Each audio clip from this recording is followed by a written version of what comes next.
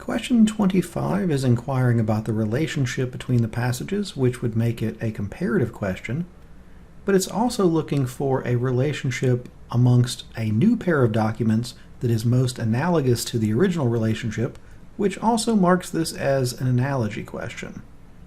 So each of the answer choices is going to take the form of two titles. We're looking for two titles that suggest the same relationship that the original passages had.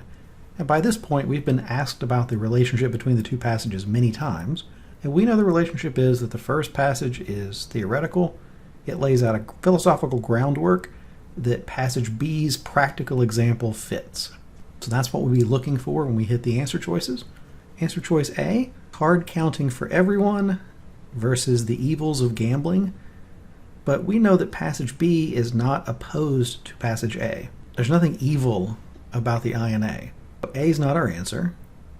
Answer choice B, Mayor McConnell is unfit to serve. Mayor McConnell should be reelected. This is a pro and con. One passage for, one passage against. But we know that our passages are in agreement. So B can't work. Answer choice C, pruning fruit trees, a guide for the novice, easy recipes for beginning cooks.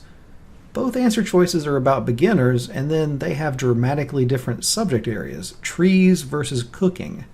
Well, our passages were theoretical practical, so C isn't the answer. Answer choice D, notable failures of the storm weather forecasting model, meteorologist's best tool yet, the storm forecasting model. Once again, a pro and con, or a con and then a pro. Our passages are not in opposition, so it's not D, which means that it must be answer choice E, fundamentals of building construction and repair. Sounds theoretical. Engineering report the repairs needed by the Thales building. Well, the Thales building would be a specific case.